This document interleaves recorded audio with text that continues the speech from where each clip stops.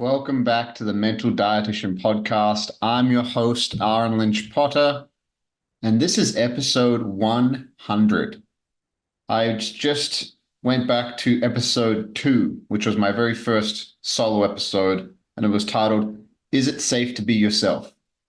And I looked at that guy 2 years ago, that version of me, and I've changed so much since then. And I've got so much gratitude for that guy. And I'll be honest. I mean, as if I'd be anything else. I'm just gonna lie. I'll be a liar right now. What a funny saying. If I'm being honest, I'll just be honest. I lost a little bit of motivation with this podcast lately. This I basically had like a 2 or 3 week hiatus from recording anything, and I was really in my head a lot. Went to Australia, had an amazing trip home, as I reflected on my last episode, number 99. And I was like, man, my next episode's 100. It's not where I thought it would be. It's not where I thought it would be. What's the point of it? Why should I even do it? Do people even listen to it? Just a lot of doubt kind of questions. So I'm back. I know that I'm just getting started. Number 100 is a big milestone, but it's also just another number. Hitting 1,000 episodes, well, that will be just another number. And I've come so far since episode 1 and 2 and 3. And I was looking back and I was like, what have I learned in these last 2 years doing this podcast, just living my life? So this podcast is called Lessons from 100 Episodes. And I wanted to share the 5 big ones. I wrote down 5 big ones. And there might be others that come to mind. As you people know that are listening to this podcast, I just go on the fly. I have a rough structure of things I want to talk about, but I don't have anything specific. Anytime I have a guest, I never have any questions in mind. I just have a conversation because I want it to feel real. I don't want it to feel scripted. I don't want you, as the listener or the viewer watching this, to feel like that there's an agenda or that there's anything going anywhere. I want to be real. I want to be a real voice in the world. So I wrote down 5 major things that I'll dive into a little bit, and maybe some things that you can learn from in your life, especially the first one. Here's the first one. I am both my own worst enemy and my greatest hero, all wrapped up into one. I am my greatest enemy at times and also my greatest hero. And I always say to people, especially my clients, my coaching clients that I work with, that you are building the bars of their own prison of your limiting beliefs, your limiting perspectives that you live in, but you've also got the key in the other hand. You are the problem and the solution to your life. And as soon as people really realize that and realize that whatever it is that they are looking for is not outside of themselves, it's within. If you're not happy with something in your life, if you're not happy with your finances, who's going to do anything about it? If you're not happy with the relationships in your life, if you're not happy with how you look in the mirror, if you're not happy with anything at all, the answer's within you. You are the hero that you've been looking for. You are. Nobody's coming to save you. It's you. You are what you've been looking for this whole time. It's not in a partner. It's not in a relationship. It's not in another job. It's not in a certain amount of money. It's within you. But the cool thing is once you actually realize that all those things I previously mentioned about maybe finding a fantastic partner if you're single, or if you're in a relationship, having an amazing relationship with the same person by growing and deepening into your understanding of yourself, which will then be reflected and will reveal other parts of your partner that maybe they didn't feel comfortable to reveal in the past because you weren't comfortable to reveal the things about yourself. And by the way, I'm talking about myself right there. That's why I was so specific, if you didn't notice. Anyway, money. anything like that, how you look, how somebody looks is a direct reflection of the standards they have for themselves. Somebody's bank account is a direct reflection of the standards that they have for themselves and who they believe that they are and what they believe they can achieve and all of these things. So it's all a reflection of your inner world. So I have definitely, over the past 2 years, I've definitely been my worst enemy at times for sure. I can think of so many times. But then I've also been my greatest hero. And I'm so grateful for my true self and my allowing my true self to shine through and not allowing these really wounded parts to hijack my life and to take the steering wheel of my life. And some people live there. I've met them. They're hijacked by their wounds. They've got a chip on their shoulder because whatever. They do all kinds of things because of wounded parts of themselves. That would be that's number one. That you, me, are both our worst enemy and our greatest hero. And when you realize that you are your greatest hero, then you won't look at yourself as an enemy anymore. And you can actually integrate and really love yourself. And that's what it's all about. Number two, this is a very interesting concept that I still wrestle with. You can do anything you want, but you can't do everything. So what should I do? How should I spend my life? Which direction should I go? And I still struggle with that at times. Is this the path for me? I know that I have unlimited potential. I know that I could make a massive podcast. I also know that I can create a massive team within selling vehicles and make a lot of money doing that and help a lot of people doing that way and build a sales team. Or is it within coaching? What is it? My answer to that is that I've gotten to the place now where there's a feeling that occurs within me, which it's a feeling within my body that when I'm on the right path. And it's purpose. Purpose is not something you find out there. It's a feeling that you feel within that is undeniable. You cannot deny it. You cannot pretend it's not there. It's there. And you know it's there and you can feel it. So many people, I just want to find my purpose. I just want to find my purpose. You want to find your purpose? Get rid of all the limiting beliefs. Get rid of all the shit that says you don't think you're good enough. Do a bunch of work on yourself. Get out and exercise. Go out and do things that make you feel uncomfortable. Step into the arena of life and get after it. And you will find and remember what your purpose is. Finding your purpose is more of a remembering than it is a seeking and a finding. It's a remembering of who you truly are and the letting go of who you are not. That's what purpose is. And everybody's looking for it, and they're looking for it out there. It's here.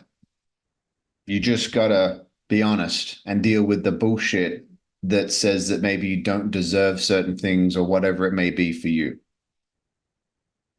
But yeah, that's a very interesting question to ask oneself. I can do anything I want, but I can't do everything because I'm going to die one day. So how should I spend my life? It's a fantastic question to ask oneself.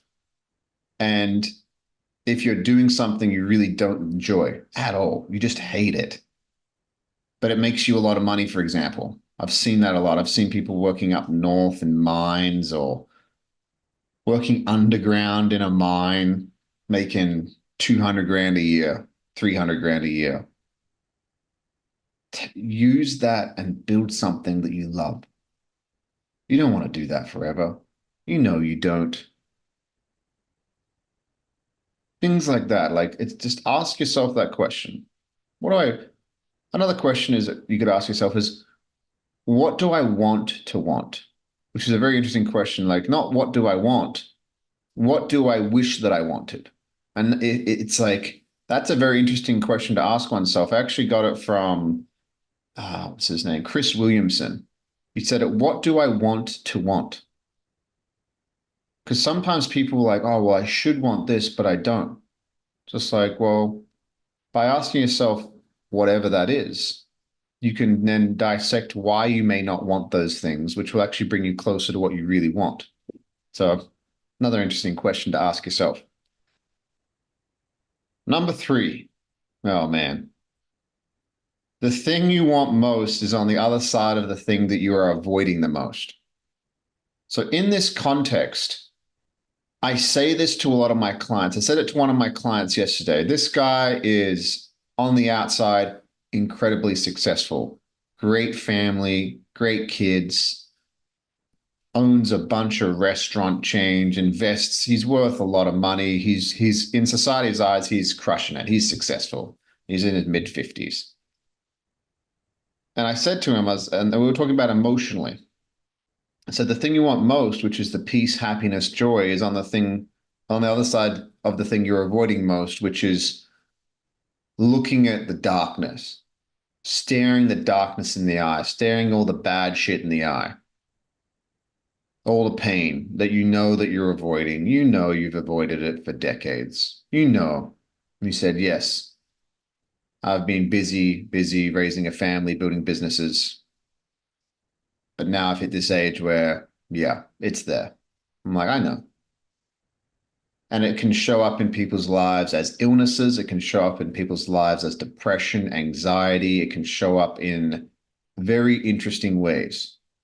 And the more people I coach around this particular subject, around working on the depression, the anxiety, the suicidality, what they are looking for most, which is the freedom that they seek, this idea of how things could be, this feeling that they are looking for, is on the other side of the thing that they are avoiding the most. Even in my relationship with my beautiful partner, what I was looking for, which was this dream relationship, this relationship that I would envision that it wasn't at times, was actually on the other side of the deep vulnerability that I was annoying and allowing her to really speak her truth and what she saw within me. But what I used to do is I would just shut it down. But I don't want to hear this. I did that for years, years and years and years. And I didn't know I was avoiding it until it was blatantly obvious when I finally let her speak her truth about a certain subject I'd avoided for years. I saw the truth. And the truth will punch you right in the face before it'll set you free. And the thing you want most, say if you're really overweight, is on the other side of the thing you're avoiding the most, which is eating a fantastic, nutritious diet with good quality food and having a consistent exercise regime of 3 to 5 times a week. That's on the other side of that. And you know you're avoiding it. A fantastic financial healthy life, you're healthy financially, is on the other side of having a budget, being disciplined with your finances. All of these things, it's on the other side of the thing that you know you're avoiding. And I've worked with so many people that are like, oh, I don't know. I'm like, yes, you do. Like, if you're really honest with yourself, you do. You can try and bullshit me, but don't bullshit yourself. You know there's things that you need to do and you're not doing them. But then the next question is like, well, why are you not doing them? And that's the inner work. Like, oh, I don't deserve to feel that way, or I don't, whatever it may be. It's usually some version of not enoughness where somebody doesn't believe that they deserve to be really fit and healthy, or they don't deserve to have a bunch of finances, or they don't deserve to have an amazing relationship, or they don't deserve to live an amazing life. And that's the work. But at least you now have a map and now know what you need to do and what you need to work on. So the thing you want most, whatever it may be, peace, happiness, finances, lack of anxiety, the depression to go away, to not want to kill yourself every day. It's on the other side of the thing that you are avoiding the most, which is usually an emotional pain that is so painful that you just don't know how to deal with it. And on that point, if you are listening to this, if that is you, please reach out to me. This is what I do. I've been doing it for a very long time. I will help you find these places within yourself in a very safe container. If you are interested in coaching, hit me up on Instagram. The website is coming soon, and it would be an honor to share that space with you. And I have had some beautiful interactions with human beings over the past 6 months where we've had some really beautiful moments, really intimate moments where people really see the truth that they might have been avoiding or running away from, that has allowed them to feel freedom and peace and acceptance around whatever that may be. Number 4, nobody is better than me and I'm not better than anybody else. Oh man, so many years, so many years I would put other people on pedestals. So many years. I've had guests on this show where I felt inferior to them, where I felt that they would even be late and I wouldn't say anything, or I just weird situations would happen and I would just let it slide because I was like, well, that person can do that because they're better than me. Here's the thing. If you think that somebody else is better than you, on the other side of that pendulum, you also think that you're better than other people. And you may be better than other people with a certain skill set, but your intrinsic value is not better than anybody else. That's what I'm talking about here. People are like, oh, well, I'm better at sales than this person. Yes, your skill set is more developed. I'm better at jujitsu than this person. Yes, your skill set is more developed. I'm better at this, I'm better at that. That does not make your intrinsic value better than another human being. You are not better or more important than anybody else. If we really understood that and the whole world understood that, man, the death, destruction, it's monumental. It's almost too much to feel. And for a long time, I did think people were better than me, which by default meant I thought I was better than other people. I thought I was more important than them. I thought I mattered more than them. The person who's addicted to heroin on the side of the street that is such a shell of them former selves. Their true self is like I imagine looking into their soul and just seeing a tiny little child covered in mud and slush or crap at the bottom of a well that's just shivering and shaking. And that's their true self. And it's so small, it's been repressed for such a long time that their addiction has taken over so much that they're almost not even a human anymore. It seems that way. They go down to their animalistic instincts. That person is not less valuable than me. Their life is just as valuable as mine. And some people might listen to this and be like, well, I don't agree. Well, there you go. Time to look at yourself. What makes your life more valuable than anybody else's? What makes you better than anybody else?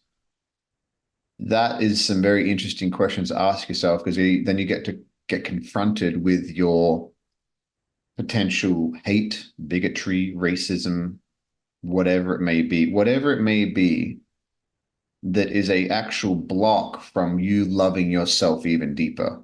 Because the sooner you see that everybody out there is just you living another life with their own inherent worries, their own inherent craziness that spirals all around us and connects to other people, that we will potentially never be anything more than a person sitting at a traffic light, than a person walking past them in the grocery store.